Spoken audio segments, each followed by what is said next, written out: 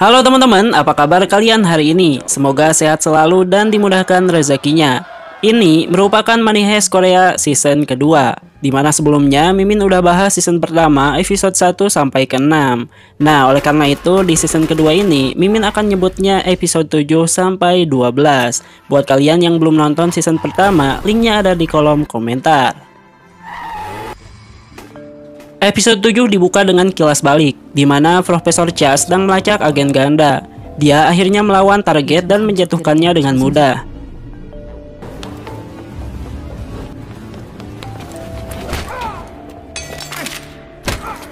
Dia mengejeknya karena lemah, menyatakan bahwa dia dilatih lebih baik dari orang itu. Pria itu pun mengatakan kepadanya bahwa pembagian telah berakhir, dan utara dianggap dapat dibuang. Sebagai tanggapan marah, Cha pun menggantung agen ganda itu dengan rantai. Kembali ke masa kini, Kapten Cha menemui Profesor di luar kafenya dan memperkenalkan diri. Profesor lalu membuatkannya kopi dan memberikan makanan, berusaha bersikap tenang. Kapten Cha menjelajahi ruang belakang, berpura-pura pergi ke kamar mandi, dan dia mengumpulkan bukti sehingga dia bisa menjalankan sidik jari pada Profesor. Sementara itu, Sun Woo-jin mengetahui bahwa tim perampok sedang mencetak uang di percetakan Min. Dia pun teringat dengan salah satu sandera yang menyelipkan catatan robek ke sakunya. Menurut dia, perubahan strategi dengan informasi ini memberikan keuntungan bagi tim tugas mereka. Kemudian, Sun Woo-jin pun mengetahui bahwa atasan ingin mereka berhenti untuk menyadap dari keadaan percetakan Min. Anne, putri duta besar Amerika Serikat, masih berada di Min. Duta besar Marshall semakin tidak sabar dan menuntut dia ingin putrinya keluar dengan selamat. Ada tekanan pada Korea Utara dan Korea Selatan untuk bekerja sama menyelesaikan pencurian tersebut. Kim Sang-man mengirimkan pesan siaran ke tim perampokan dan meminta mereka untuk membebaskan para sandera. Dia juga menawarkan keamanan kepada orang yang membantu para sandera. Di dalam sana, Rio terpengaruh oleh pesan itu. Tokyo pun memeriksanya, tetapi dia meyakinkannya bahwa dia tidak akan mengkhianati tim. Namun tak lama kemudian, orang tua Rio ditampilkan di siaran itu. Di lain sisi, Anne menerima catatan pribadi saat berada di kamar mandi. Dan ada seseorang yang menawarkannya untuk melarikan diri. Sun Woo-jin bertemu dengan mantan suaminya Kim Sang-man dan memberitahunya bahwa tim perampok dapat mencetak uang tanpa batas karena rencana untuk bersatu secara ekonomi. Dia kesal karena dia mengirim siaran ke tim perampokan dan dia meminta salah satu perampok untuk menyelundupkan Anne, menempatkan gadis itu dalam bahaya. Dia mengatakan kepadanya untuk membatalkan operasi, namun argumen mereka memanas dan Sang-man mengatakan bahwa dia akan membatalkan operasinya jika dia memberinya hak asuh penuh atas putri mereka. Woo-jin menelepon Profesor dan memberitahunya bahwa salah satu timnya akan mengkhianati mereka dan membunuh Anne. Tim perampok pun panik mendengar kabar itu dan segera mencari Anne. Mereka pun pada saat itu baru sadar bahwa ternyata Anne menghilang. Tokyo memeriksa kamera dengan Rio, dan mereka melihat seseorang menaruh bom di lemari besi. Rio dan Tokyo berlari menuju lemari besi, menyadari disitulah Anne berada. Anne pun membuka pintu lemari besi, dan pengatur bom pun menghitung mundur. Tak lama kemudian, bom pun meledak tepat saat Rio menjatuhkan Anne ke tanah. Ledakan itu pun terdengar di sekitar percetakan Min, dan menyebabkan kepanikan massal di antara para sandera. Tak lama kemudian, para sandera pun akhirnya lega karena melihat Anne datang dengan selamat. Tim perampok lalu menyelidiki. Mereka bertanya-tanya siapa yang mencoba untuk membunuh Anne. Tetapi mereka tidak menemukan bukti apa-apa. Sementara itu para sandera berbicara dengan Anne dan mereka ingin bekerja sama untuk melarikan diri karena mereka semua tidak dapat mempercayai polisi lagi. Woo-jin menelepon Profesor. Ia semakin tidak sabar dengan negosiasi mereka. Dia juga curiga bahwa Profesor memang tidak ada di dalam percetakan itu. Woo-jin kemudian berbicara dengan tim tugasnya. Ia menyatakan jika ia tidak akan lagi mengampuni campur tangan dari polisi yang tidak peduli dengan kehidupan manusia di dalam sana. Dia tahu mereka lebih peduli tentang dana unifikasi. Woo-jin juga berencana untuk memutus aliran listrik di dalam percetakan untuk menghentikan proses percetakan uang para perampok di dalam sana. Tim Woo-jin mencegat pesan teks. Mereka berada di antara Kapten Cha dan salah satu perampok. Mereka sekarang percaya bahwa Cha adalah tai lalat untuk tim perampokan. Sementara itu di Min, dikonfirmasi bahwa Profesor meminta Rio untuk mengirimkan pesan palsu seolah-olah dari Kapten Cha untuk menjebak Kapten Cha. Kapten Cha yang tidak sabar di kantor polisi pun menginginkan identifikasi sidik jari. Namun beberapa agen mencoba menangkapnya. Dia pun melawan dan mengunci diri di sebuah ruangan.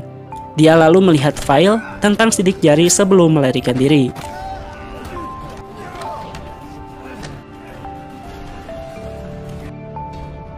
Kembali ke percetakan Min, Berlin menuduh Rio sebagai pengkhianat. Profesor pun tidak ingin ada kekacauan yang disebabkan oleh satu pengkhianat itu. Jadi, beritahu Berlin, Tokyo, dan Rio untuk tidak saling tuding. Woo-jin kaget dengan Kapten Cha. Dia tahu dia mencurigai seseorang dan meragukan bahwa dia tai lalat itu. Dia ingat bahwa Cha bertanya padanya tentang Profesor. Profesor dan Cha berakhir dalam pertengkaran sengit, tetapi Profesor membius Cha, membuatnya tertidur. Tak lama kemudian ibu Woo-jin melihat keributan di luar. Dia pun datang ke rumah Profesor dan mengarahkan pistol ke arahnya. Dia sedang berbicara di telepon dengan Woo-jin, akan tetapi Profesor lalu menyadari bahwa ibunya menderita penyakit otak degeneratif dan tiba-tiba saja pada saat itu ibunya lupa apa yang terjadi. Jadi dia tidak membunuhnya. Namun jelas bahwa Profesor secara emosional terganggu karena perasaannya terhadap Woo-jin. Para sandera berkomplot melawan tim perampokan dengan Cho Yong-min yang memimpin rencana itu. Sementara itu, Berlin dialihkan perhatiannya. Ia tetap menuduh Rio sebagai seorang pengkhianat. Saat Profesor kembali ke kafe, Woo-jin tiba-tiba ada di luar. Profesor pun dengan tenang mengajaknya masuk. Ketika mereka masuk, dia menodongkan pistol ke punggungnya dan memintanya untuk berjalan ke atas. Namun ketika mereka menuju ke atas, dia tidak melihat sesuatu yang mencurigakan. Woo-jin pun akhirnya meminta maaf karena sempat mengira bahwa dia terlibat dalam pencurian itu. Profesor pun marah dan memberitahu Woo-jin bahwa mereka harus mengakhiri hubungannya. Meskipun jauh di dalam lubuk hati Profesor, ia pun sedikit bimbang. Namun, ia terpaksa harus melepaskan hubungan mereka berdua untuk menjalankan rencana besar agar berhasil. Di lain sisi, Rio semakin frustasi dengan tudingan yang ditunjukkan padanya. Berlin lalu memberitahu Nairobi bahwa Rio adalah tersangka utama karena orang tuanya muncul di TV sebagai bagian dari pesan siaran sebelumnya. Berlin pun lalu menodongkan pistol itu ke Rio, tapi Tokyo balik menodongkan pistol ke Berlin untuk mencegahnya. Terakhir, Also mengirimkan air untuk para sandera, namun dia tiba-tiba disergap. Profesor pun melihatnya terdeteksi di kamera. Sementara itu, Woo-jin memerintahkan tim gugus tugasnya untuk mematikan listrik. Sementara itu, Also sedang siap-siap akan dipukuli dengan tongkat bisbol oleh Park Chul-woo. Episode 8 dibuka dengan kelas balik. Profesor ingin merayakan hari percurian yang akan tiba. Tim perampok berpesta hingga larut malam dan alkohol mengalir di nadi mereka. Mereka pun sangat bergembira.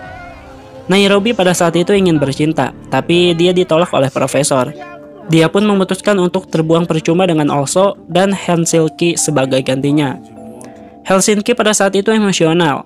Ia memikirkan ibunya, karena selama ini sudah sering mencari namun belum menemukan ibunya itu. Sementara Nairobi terisak dan mengungkapkan bahwa dia memiliki seorang putra. Namun tak lama kemudian, isak tangis pun seketika berubah menjadi tawa. Saat ini, listrik padam di percetakan Min. Also pun terlihat tergeletak di lantai. Darah bergelimpangan di mana-mana. Dia terluka parah oleh para sandera. Dengan matinya listrik, Woo-jin yakin disinilah negosiasi yang sebenarnya akan dimulai. Para sandera bersiap untuk melarikan diri. Namun, Yoon Mi-sun meragukan rencana mereka. Lalu saat Helsinki memeriksa para sandera, dia segera diserang.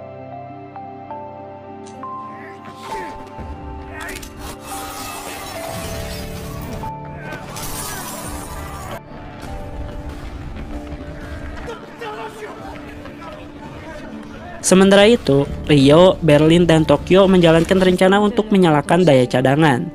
Sementara itu, Also melepaskan tembakan untuk memperingatkan anggota lain bahwa sedang ada penyergapan sebelum akhirnya ia pun pingsan. Tak lama kemudian lampu menyala. Setelah daya cadangan dinyalakan, tim perampok pun menemukan Helsinki yang tidak sadarkan diri. Lalu Profesor menelepon tim dan memberitahu mereka bahwa dia tahu kemana tujuan para sandera setelah memukuli Helsinki. Para sandera itu menuju ke pintu keluar dok pemuatan. Denver pun dengan sigap lalu menghalangi para sandera itu. Dan tak lama kemudian tim perampok lainnya tiba. Situasi pun akhirnya teratasi dan mereka tidak jadi melarikan diri.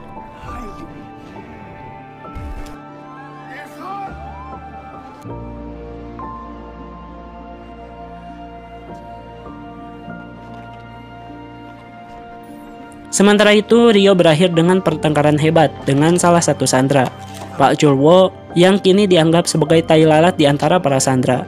Chulwo menelepon Woo-jin dan memberitahukan keberadaan para sandera. Chulwo pun menggunakan senjatanya untuk menghancurkan semua perangkat komunikasi.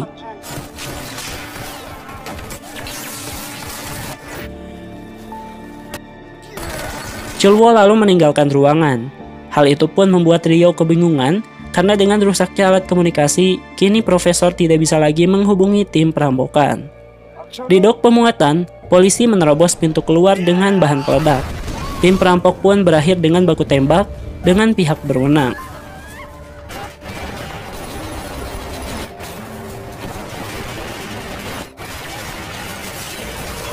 Pada saat itu, Tokyo menggunakan senapan mesin. Ia menembak memaksa mereka mundur. Saat mereka dipaksa mundur, tim perampok pun memblokir lubang di dinding. Chulwo mengarahkan para sandera ke atap untuk rencana pelarian alternatif. Sementara landasan pendaratan lunak ditempatkan di luar sehingga mereka bisa melompat. Tim perampok tak lama kemudian sadar bahwa para sandera telah pergi dan pergi ke atap untuk menghentikan pelarian mereka. Pada saat itu Denver menyuruh Yoon Mi Sun untuk melarikan diri. Namun ia nampak sangat menyayanginya. Cho Yong Min pun mencoba melarikan diri lebih dulu. Saat tim perampok semakin dekat, tetapi dia akhirnya terjebak di tali dan meminta untuk ditarik kembali. Beberapa sandera melompat dari atap, mendarat di landasan untuk melarikan diri. Setengah dari sandera pun akhirnya berhasil melarikan diri, tetapi tim perampok menerobos dan Berlin berhasil menangkap Anne saat rencana pelarian itu berakhir. Terlihat dalam berita, Woo-jin meyakinkan publik bahwa mereka semua akan memastikan bahwa sandera lainnya juga dibebaskan. Ia mengatakan bahwa dia mengetahui kelemahan para perampok itu. Dia pun mengirimkan peringatan ke tim perampokan dan menyuruh mereka untuk segera menyerah. Di lain sisi, tim perampok menemukan Olso tewas yang membuat Helsinki sangat patah hati. Tim lalu mengadakan pemakaman Olso di salah satu berangkas. Helsinki pun menceritakan bagaimana perjuangan Olso selama ini yang ingin menemukan ibunya dan membelikannya rumah. Namun usahanya itu sangat mengecewakan setelah kini sepeninggalnya. Setelah itu Tokyo memerintahkan para sandera untuk kembali bekerja. Para sandera itu pun malah bertepuk tangan. Dan Berlin melihat hal itu menjadi emosi. Tetapi Denver menyuruhnya untuk mengizinkan mereka bertepuk tangan sepuasnya. Pada saat itulah para sandera pun membuat pernyataan bahwa mereka tidak akan mematuhi tim perampokan lagi. Melihat hal itu, Berlin semakin jengkel. Dia menuntut agar pengkhianat mengungkapkan diri dan menyalahkan kematian Olso akibat dari pengkhianat itu. Tak lama kemudian, ia pun kejang. Dalam kilas balik diketahuilah bahwa Nairobi adalah sang pengkhianat. Dia dilema karena pihak berwenang membawa anaknya. Dia pun dilanda rasa bersalah. Ia dihadapkan dua pilihan, antara ia harus membela para perampok atau membela anaknya. Sementara itu, Pak Chulwo memberitahu Woo-jin beberapa bukti penting, yaitu obat untuk penyakit Huntington. Dia tahu salah satu anggota tim ternyata sedang sekarat dan menderita penyakit itu. Sementara itu, Rio ingat Berlin pernah memberitahunya bahwa dia sedang sekarat. Tokyo pun akhirnya memutuskan bahwa mereka harus mengisolasi Berlin sampai dia merasa lebih baik. Woo-jin bertanya-tanya apakah ada hal lain di balik pencurian itu selain uang. Dia pun mempertanyakan mengapa salah satu dari mereka membutuhkan uang jika mereka sekarat. Dan ia pun menyimpulkan kemungkinan agenda sebenarnya dari perampok itu adalah menyabotase kerjasama ekonomi antar Korea. Dan kemudian dia pun diperlihatkan lebih banyak informasi, di mana Direktur Jun Yong-soo dari kamp penahanan di mana Berlin dulu disiksa akan menghadiri pertemuan tersebut untuk mewakili Korea Utara.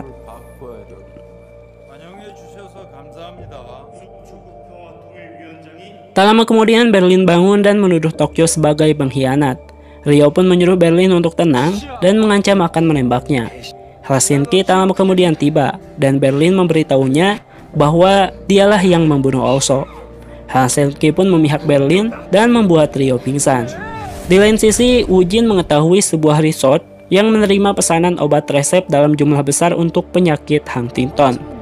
Dia yakin ini mungkin tempat persembunyian profesor sebelum melakukan pencurian.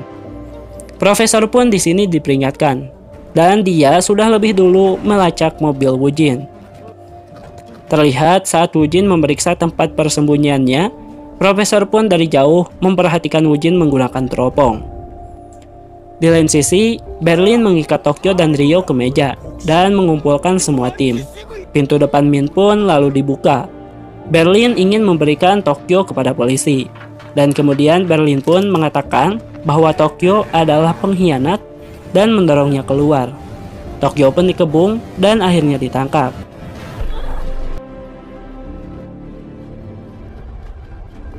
Tak lama kemudian Berlin keluar dengan Anne. Ia pun menodongkan pistol ke arahnya. Pada saat itu, Anne meminta mantan sipir kamp penahanan, yaitu Jung Yong-soo, dan menyatakan bahwa dia melakukan tindakan kasar dan tidak manusiawi. Berlin lalu menunjukkan bahwa dia keluar untuk balas dendam pribadi dan menyatakan bahwa jika Jung Yong-soo tidak datang, dia akan membunuh Anne. Sementara itu, Profesor sedang mempertimbangkan untuk meledakkan tempat persembunyian itu yang kini sedang diperiksa oleh Woo-jin. Sebuah kilas balik pun menunjukkan dia dan Berlin sedang bernyanyi bersama. Pada saat itu, Berlin berjanji pada Profesor untuk mengikuti semua perintahnya sampai akhir.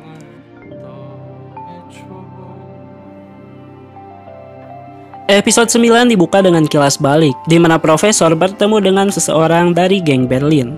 Dia nampaknya menginginkan senjata darinya, tetapi Profesor benar-benar saat itu ingin bertemu dengan Berlin. Tak lama kemudian dia pingsan. Dia pun disiksa karena mereka pikir bahwa si Profesor itu adalah polisi. Sementara itu, Berlin yang ada di dekatnya pun menyuntik dirinya sendiri dengan obat-obatan.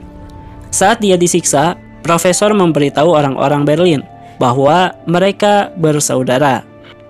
Kilas balik lebih lanjut menunjukkan Profesor yang kini kondisinya lebih muda, dan saudara laki-lakinya Berlin mencoba melarikan diri dari Korea Utara bersama-sama dengan melintasi perbatasan melalui sungai. Mereka harus meninggalkan ibu mereka, tapi kemudian terjadi baku tembak dan ibu mereka ditembak di dalam air. Disinilah mereka berdua pun dipisahkan. Kembali ke kilas balik aslinya, Berlin bertanya-tanya mengapa Profesor mengunjunginya setelah sekian lama berpisah. Profesor pun pada saat itu mengatakan bahwa ayah mereka meninggal karena uang, di mana dulu ayahnya merampok bank untuk membayar Berlin keluar dari camp. Profesor juga menunjukkan kepada Berlin sebuah rencana yang belum diselesaikan oleh ayahnya, dan dia ingin menyelesaikan dengan saudaranya. Kembali ke masa kini, Berlin menuntut agar Jung Yong-soo datang ke Min, atau Anne akan dibunuh. Di tempat persembunyian tim perampok, Woo-jin dan tim menyelidikinya. Profesor melepaskan pengatur waktu untuk bom, jadi mereka segera pergi, dan tempat itu pun diledakkan.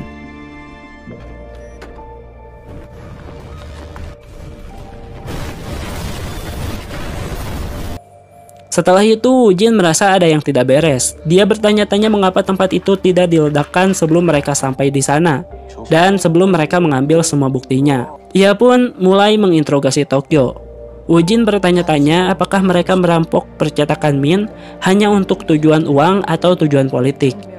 Namun, Tokyo malah menceboh gagasan itu dan menyatakan bahwa Berlin telah kehilangan akal sehatnya karena perjuangannya melawan penyakit Huntington. Woo-jin pun semakin tidak sabar. Ia melakukan tes pendeteksi kebohongan pada Tokyo. Woo-jin pun lalu menginterogasi mengenai Profesor. Namun Tokyo dengan tenang mengungkapkan penampilan sederhana dari sang Profesor. Woo-jin pun bertanya apakah Tokyo dikeluarkan dari Min dengan sengaja. Namun pertanyaan itu nampaknya membuat marah Tokyo, dan dia pun mengancam akan membunuh Woo-jin. Akhirnya Tokyo pun ditahan dan ia dipindahkan. Walaupun sebenarnya Woo-jin masih ingin terus menginterogasinya, tapi ia pikir Tokyo butuh ketenangan dulu. Pada kilas balik selanjutnya menunjukkan bahwa sebelum Tokyo diusir, ternyata pada saat itu Nairobi telah mengatakan bahwa dirinya adalah pengkhianat. Hanselke pun marah Namun Nairobi meminta maaf dan mengatakan bahwa dia memiliki seorang putra yang perlu ia lindungi. Ia juga mengatakan bahwa dia tidak punya pilihan setelah Kim Sang-man mengkompromikannya. Ini adalah rencana Berlin selama ini untuk mengungkap pengkhianat itu. Jadi perampokan ini direncanakan mereka untuk mengungkap para pengkhianat di negara itu. Tokyo pun berjanji pada Nairobi bahwa dia akan menemukan rencana untuk putranya agar bisa selamat, dan dia akan tetap pergi. Setelah itu, Nairobi pun melanjutkan untuk mencetak uang. Han Seol-ki juga kini telah tenang, dan dia mengatakan padanya bahwa dia tidak menyalahkan Nairobi atas kematian Also. Nairobi pun akhirnya terisak dan bersedih. Selanjutnya, Kim Sang-man memberitahu Woo Jin bahwa unit kontra terorisme sekarang sedang mengendalikan situasi penyanderaan di Min. Jun Yong-soo ada di sisinya. Sang-man pun memerintahkan satu unit untuk masuk ke bank untuk mengeluarkan tim perampok. Woo Jin pun pada saat itu kecewa karena tindakan itu dapat membahayakan nyawa para sandera yang ada di dalam. Namun akibat protesnya itu, dia pun dikeluarkan dari tim tugas. Tak lama kemudian Woo Jin mengetahui bahwa konvoi Tokyo tidak pernah tiba karena geng Berlin mencegat dan menyerang para polisi. Terungkap bahwa Profesor ingin Tokyo meninggalkan percetakan Min itu sebagai bagian dari rencana. Sementara itu, Profesor mengikat Kapten Cha.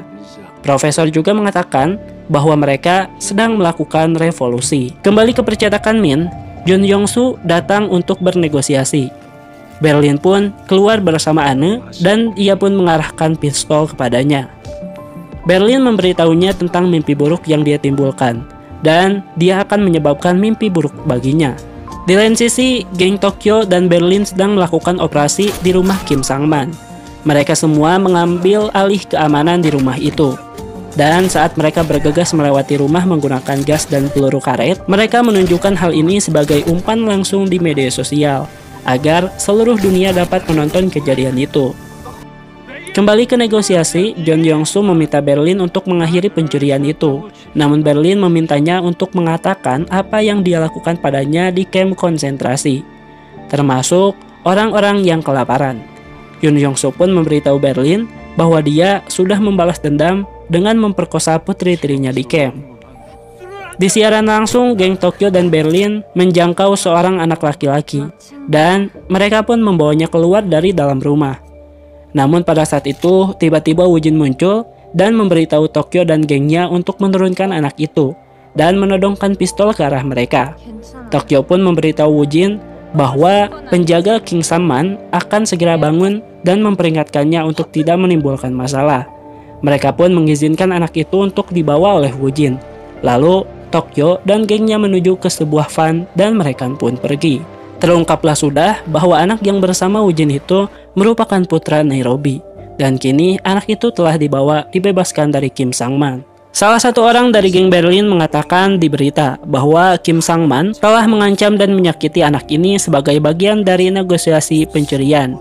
Dia juga mengatakan dirinya sebagai putri tiri Jun Yong-soo, dan ia pun mengatakan bahwa Jun Yong-soo telah memperkosanya sebagai seorang anak dan menyuruhnya bekerja di camp sebagai tenaga medis. Dia juga mengatakan bahwa satu-satunya orang yang tidak takut pada Jun Yong-soo adalah Berlin.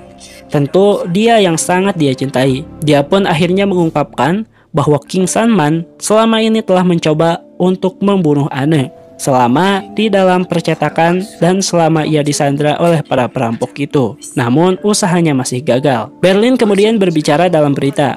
Ia menyatakan bahwa para politisi hanya peduli pada uang yang menjadi tujuan dari KTT yang sebentar lagi akan dilaksanakan. Pada saat itu, Jun Yong-soo dan Sang-man pun diliput oleh berita dan terungkap kebusukannya. Berlin berjalan kembali ke dalam bersama Anne. Tak lama kemudian Berlin runtuh, penyakitnya merenggut korban. Yoon Mi-sun memberitahu Denver bahwa dia kesakitan, jadi mereka pergi ke lemari besi. Dia bertanya mengapa dia menghindarinya. Dia pun mengatakan dia memilih untuk tidak pergi dengan sandera lainnya. Di lain sisi, Rio menanyakan tentang Berlin. Dia bertanya apakah rencana besarnya benar-benar untuk mendapatkan uang. Dia pun memberitahu Berlin untuk tidak mengacaukan operasi dari Profesor. Berlin pun memberitahu Rio bahwa dia ada di Min untuk saudaranya dan mengungkapkannya sebagai Profesor. Kilas balik pun menunjukkan bahwa profesor memberitahu Berlin bahwa mereka membutuhkan perampokan agar terlihat seperti revolusi dengan melawan kemapanan, sehingga orang-orang berada di pihak mereka. Rio pun terkejut mendengar hal itu karena mereka tidak menyatakan diri sebagai saudara kandung sebelumnya. Namun, Berlin menjelaskan bahwa mereka perlu merahasiakan identitas profesor. Berlin kemudian berdiri dan memberitahu Rio bahwa mereka sekarang harus menunggu kedatangan dari Tokyo sebagai bagian dari rencana berikutnya dan untuk mendapatkan informasi dari si profesor. Berlin pun kemudian memberitahu para sandera lainnya bahwa mereka bebas sekarang untuk pergi dan para perampok tidak akan menghalangi mereka jika ingin keluar. Namun, jika mereka masih ingin tetap tinggal di dalam sini dan membantu para perampok, sudah dipastikan sekarang mereka semua akan mendapatkan masing-masing hadiah sebanyak 3 miliar won. Episode 10 dibuka dengan Woojin yang ditanya oleh pengacaranya apakah neneknya memiliki masalah kesehatan yang akan menghentikannya bersaksi di pengadilan keluarga. Saat dia sedang menelepon, dia mengalami kecelakaan mobil kecil. Orang di mobil lain adalah profesor. Dan inilah kilas balik bagaimana mereka berdua bertemu. Profesor pun memintanya untuk minum kopi di kafenya sambil beristirahat. Ketika mereka sampai di kafe, Woojin meminta alkohol karena dia membutuhkan teman minum. Yang dia inginkan hanyalah membiarkan rambutnya tergerai setelah kasus hak asuh anaknya yang membuat stres dengan suaminya.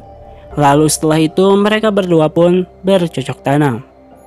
Kembali pada masa kini, terlihat dia pingsan di jalan di depan kafe Profesor karena terlalu banyak bekerja. Profesor pun yang melihat hal itu langsung lari membantunya. Di lain sisi, Berlin terus menekan para politisi. Dia berjanji untuk membebaskan beberapa sandera dan melanjutkan narasi seputar politisi korup.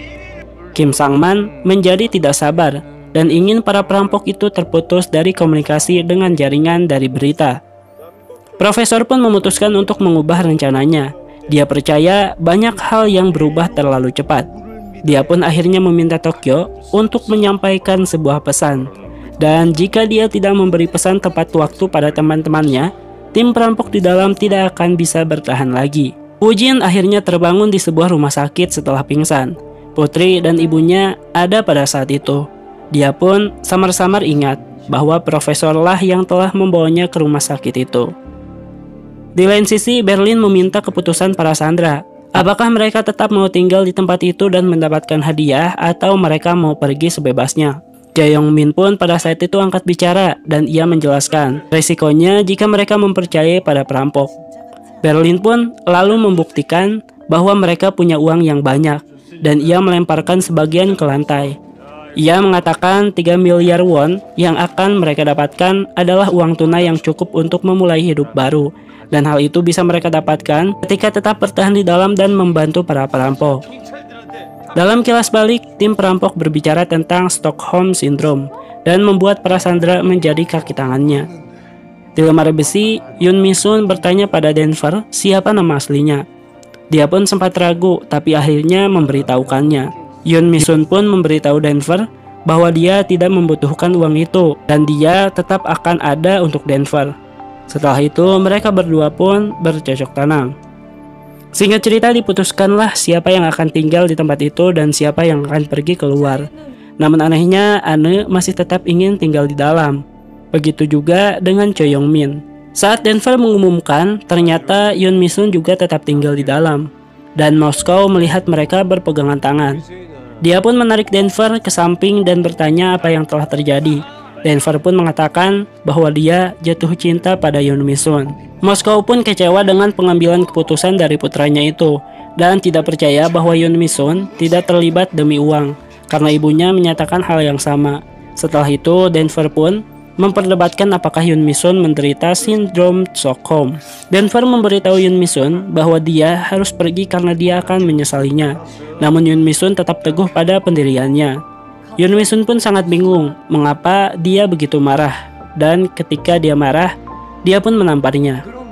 Dia mengatakan kepadanya bahwa dia tidak membutuhkan uang. Dia berjalan pergi saat diumumkan bahwa para sandera akan sebentar lagi pergi. Setelah keluar dari rumah sakit, Woojin mengunjungi profesor dan memberitahunya bahwa dia keluar dari kasus ini. Dia meminta maaf karena telah menyakitinya dan mengakui bahwa perasaannya sangat tulus pada si profesor. Tak lama kemudian dia meninggalkan kafe dan profesor menarik nafas tajam sebelum akhirnya mengejar Woo-jin. Ketika dia berbalik, dia pun memeluknya. Meskipun awalnya si profesor berjanji tidak akan melibatkan jatuh cinta dalam misi ini, namun itulah yang terjadi, namanya juga manusia. Saat Woo-jin akan pergi, dia ingat apa yang dikatakan profesor kepadanya, di mana ayah saya juga menderita demensia. Kata itulah yang memicu kecurigaan Woo-jin kembali muncul. Bagaimana dia bisa tahu bahwa ibunya menderita demensia? Di lain sisi, rencana Tokyo untuk kembali ke Min pun tiba. Berlin menyiapkan para sandera yang ingin keluar untuk keluar melalui pintu depan. Peristiwa itu pun berbarengan dengan Tokyo yang kembali ke dalam. Saat para sandera pergi, Tokyo mengendarai sebuah sepeda motor dan menuju ke percetakan Min.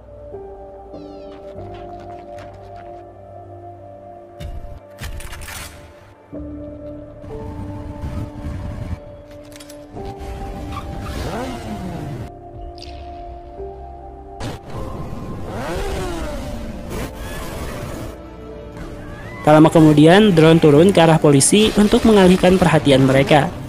Denver pergi keluar untuk menyelamatkan Yoon Mi-sun dari kekacauan. Pintu depan Min pun akhirnya ditutup kembali, dan Tokyo berhasil masuk ke dalam.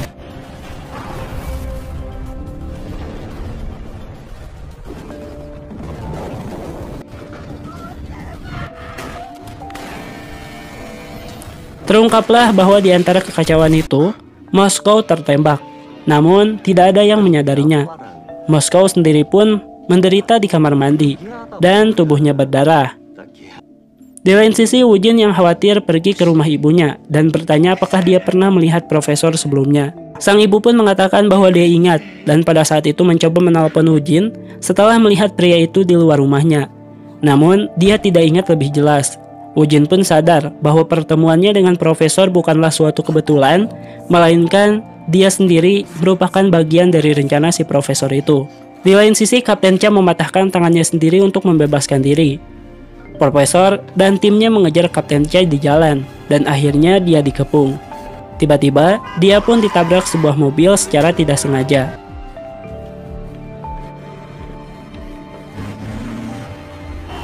Sementara Woo-jin, dia mengetahui bahwa profesor membelot dari Korea Utara dan dinyatakan telah meninggal. Episode ini pun diakhiri dengan Tokyo yang memberitahu para perampok bahwa mereka harus melarikan diri, dan itu merupakan pesan dari sang profesor yang dititipkannya tadi. Episode 11 dibuka dengan kilas balik profesor yang membahas rute pelarian tim perampok. Mereka akan melarikan diri pada hari KTT antar Korea karena akan terjadi kekacauan dengan anggota masyarakat yang memprotes para politisi. Adegan ini pun menunjukkan rencana hipotesis yang sedang berjalan. Dan itu salah, semuanya ditembak jatuh. Saat ini Tokyo mengatakan rencana untuk melarikan diri lebih awal. Jadi mereka membutuhkan Moskow untuk mempercepat terowongan pelarian yang sedang dikerjakan. Setelah pertemuan mereka selesai, Rio mempertanyakan rencana tersebut setelah mengetahui bahwa Berlin dan profesor adalah pembelot dari Korea Utara. Namun Tokyo menutup kekhawatirannya dan menyuruhnya untuk mengikuti semua rencana mereka seperti biasa dan meyakinkan rencana akan berjalan dengan lancar. Di lain sisi, Denver menemui Moskow yang sedang berdarah di kamar mandi setelah ditembak sebelumnya. Dia terluka parah.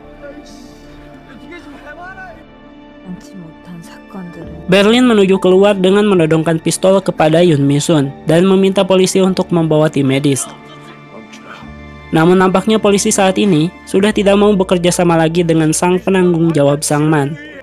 Sementara itu, sang profesor berada dalam situasi sulit, di mana Kapten Cha dijaga oleh polisi di rumah sakit. Dia pun terpaksa menelepon Woo-jin yang riang gembira. Dia mengatakan kepadanya bahwa temannya ada di rumah sakit, tetapi mobilnya tidak mau hidup. Saat KTT dilaksanakan lebih awal, tim perampok mulai bekerja di terowongan mempercepat penggalian. Sementara Moskow mempertahankan nyawanya. Denver bekerja ekstra keras untuk menyelesaikan terowongan, hingga akhirnya mereka pun mencapai kelompok lain yang sedang menggali di sisi terowongan. Itu tandanya terowongan hampir akan segera selesai. Profesor menemui Woo-jin. Dia meminta untuk membawanya ke rumah sakit. Dalam perjalanan, Woo-jin memberitahu profesor bahwa dia tahu siapa Kapten Cha. Pada saat itu Woo-jin memberitahu profesor bahwa begitu Cha bangun, mereka akan tahu informasi apa yang dia miliki tentang tim perampokan. Ternyata dia saat itu menjebak profesor. Dia bertindak emosional dan menyalahkan dirinya sendiri atas apa yang terjadi pada Cha. Dan dia pun memeluknya, meyakinkan bahwa itu bukan salahnya. Namun di lain sisi, diam-diam Woo-jin meninggalkan alat penyadap di kerah mantel dari si profesor saat dia pergi. Dengan tim polisi bersamanya, Woo-jin pun melacak profesor ke sebuah gedung. Namun ketika mereka sampai di gedung, ternyata profesor telah meninggalkan mantelnya di sana. Dan profesor mengetahui bahwa Woo-jin telah menyadapnya diam-diam.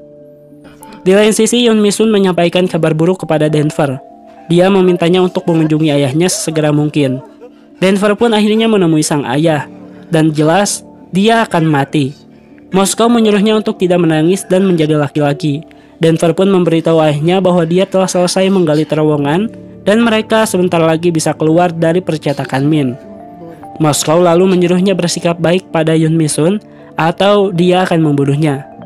Ayah dan anak ini pun akhirnya berpelukan dan saling menawarkan cinta mereka satu sama lain. Tak lama kemudian, Moskow meninggal dan ada kesedihan yang menyakitkan di antara kelompok itu. Mereka pun merasakan rasa sakit karena kehilangan Denver yang sudah berjuang keras demi keselamatan mereka. Selama ini Denver memutuskan untuk mengatasi kesedihannya dan menyelesaikan terowongan, seperti yang diinginkan oleh ayahnya untuk membebaskan mereka semua. Dengan perampokan yang hampir berakhir, Tokyo menyampaikan pidato kepada semua tim, memperbarui energi mereka untuk menyelesaikan pekerjaan yang belum selesai. Sementara itu, tim tugas disadarkan oleh Sang Man bahwa rencananya adalah membunuh setiap perampok di Min, terlepas dari ancaman terhadap nyawa yang tidak bersalah. Profesor akhirnya dihentikan oleh Woo-jin. Dia memegang pistol ke kepalanya di tempat persembunyiannya. Pada saat itu dia sendirian.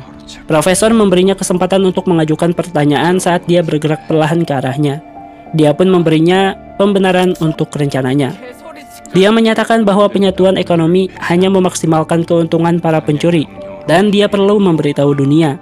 Dia juga mengatakan, jika dia menangkapnya, dia akan dibunuh oleh Sang Man. Profesor kemudian mengatakan kepadanya bahwa dia sangat mencintainya. Woo-jin pun sempat ragu, apakah harus percaya atau tidak. Tapi saat Woo-jin lengah, tiba-tiba profesor mengambil pistol dari tangannya, dan berkata, maaf. Setelah itu si profesor pun menembak.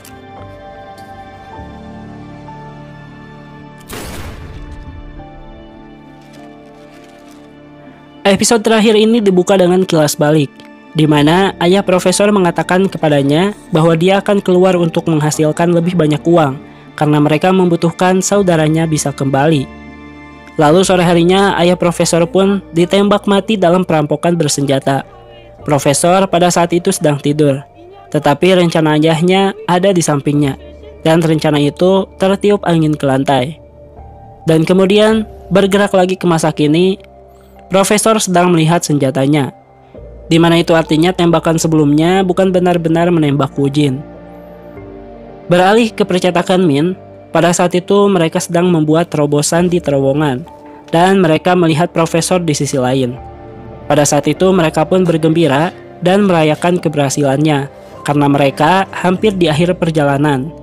Denver pun memperkenalkan Profesor kepada Yoon Mi-sun yang menamai dirinya Stockholm. Profesor diperlihatkan semua uang tunai yang dicetak selama ini oleh mereka di percetakan Min.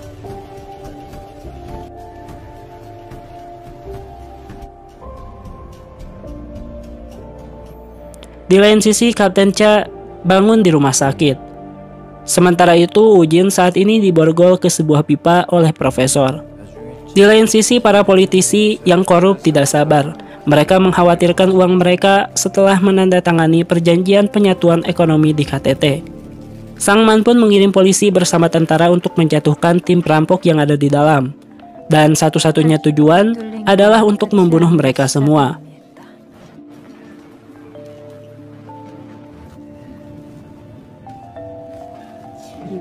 탈출로를 봉쇄하는 일까지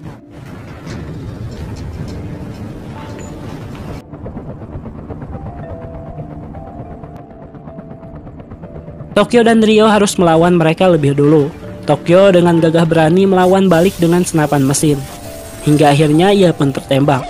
Namun tak lama kemudian perampok lain datang dan membantu pertarungan.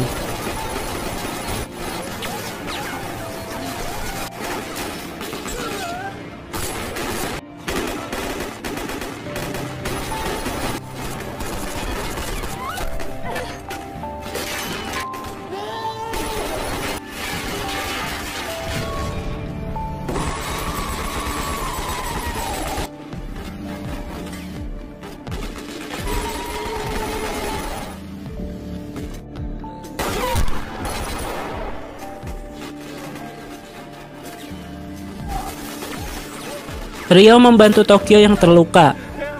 Sementara itu Denver melawan Park Chul-woo. Yoon Mi-sun akhirnya menembak Chul-woo untuk membantu Denver, dan kemudian Denver menjatuhkannya dengan dingin.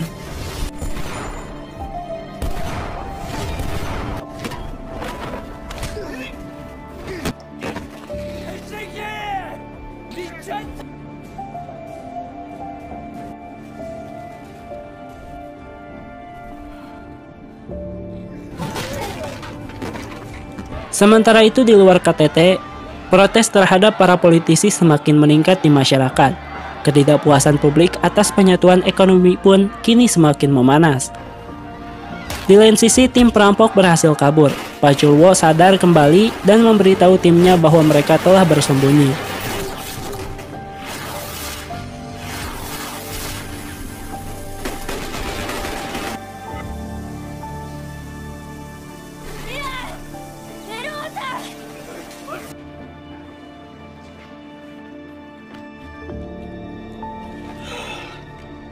Mereka menemukan sebuah terowongan, dan di dalamnya ada para sandera. Terowongan pun akhirnya diblokir. Namun ternyata terowongan itu hanyalah umpan.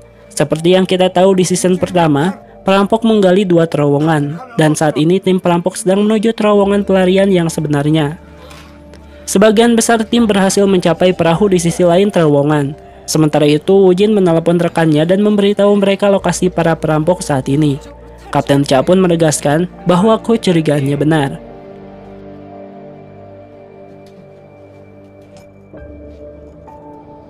Woo-jin berhasil menyusuri terowongan sendirian. Sementara itu, bom untuk memblokir terowongan tidak berfungsi dan meninggalkan Berlin, Nairobi, lalu Helsinki di tempat yang lengket. Berlin menyuruh mereka pergi sementara dia menahan polisi. Nairobi pun mencoba membuatnya pergi bersama mereka, tetapi dia tetap tinggal.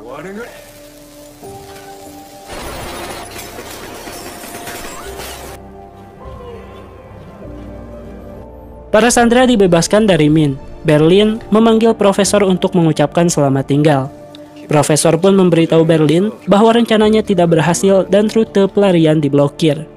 Namun, Berlin mencemooh gagasan itu dan memberitahu profesor untuk tidak menyerah. Dan ini merupakan momen emosional antara dua saudara ini. Tak lama kemudian, dia diselamatkan oleh wanita yang dia bantu di kamp konsentrasi. Dia bersumpah untuk tinggal bersamanya dan mempertahankan terowongan itu. Dia pun menembak bom di dalam terowongan.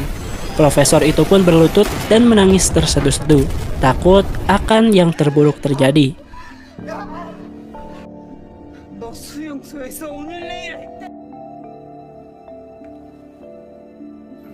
Profesor menelepon Kim Sang-man.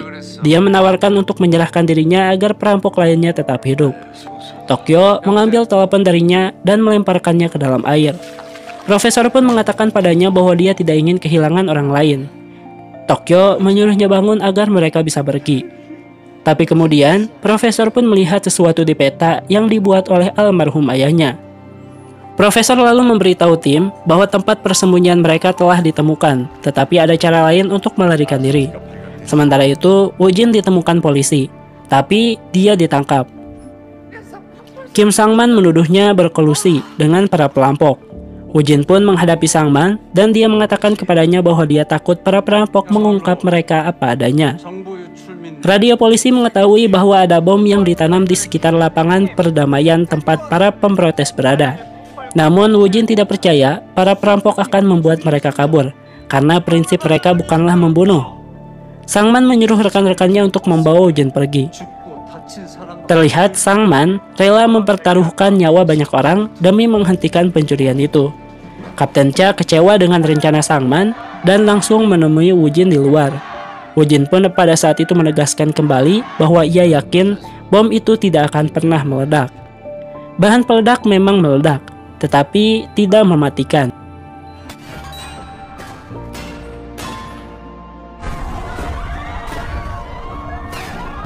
Sebaliknya, babi merah tiba-tiba menggelembung datang dari tanah dan melayang di atas kota. Babi itu pun lalu meledak, dan uang yang ada di dalamnya menyebar ke warga sipil. Profesor pun kini telah menepati janjinya. Dia telah mengembalikan uang itu kepada semua orang.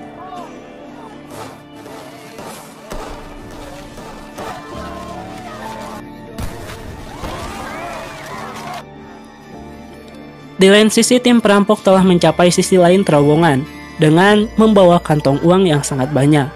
Tim mereka siap menjemput. Wu Jin memberitahu Cha kecurigaannya kemana tujuan tim perampokan itu pergi. Dia yakin mereka akan menaiki kereta yang menghubungkan kawasan ekonomi bersama.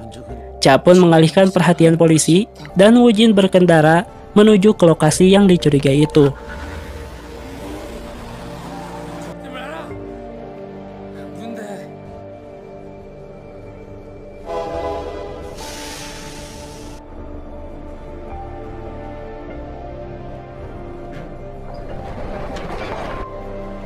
Di saat yang mengejutkan, Berlin membunyikan The Professor.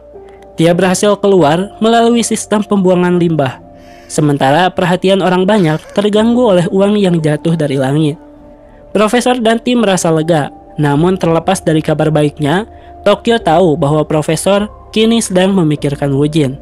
Dia tidak yakin apakah dia akan muncul atau tidak sebelum mereka pergi. Dan sebelum dia naik, Wu Jin ternyata muncul dan memberitahu Profesor untuk menghentikan kereta itu. Tak lama kemudian kereta mulai bergerak. Profesor lalu mengatakan bahwa ia dapat membunuhnya, tapi ia tidak bisa menangkapnya. Dia mengatakan padanya untuk memilih. Profesor pun melompat ke atas kereta, dan tiba-tiba Wu Jin terjebak. Dia tetap di belakang. Para perampok pun memulai hidup baru mereka. Apa yang mereka lakukan mencapai outlet berita di seluruh dunia. Politisi di balik penyatuan ekonomi dituduh menggunakan dana itu untuk mendanai perusahaan konglomerat. Dan dari sinilah rencana Profesor untuk mengekspos keburukan mereka semua pun berhasil.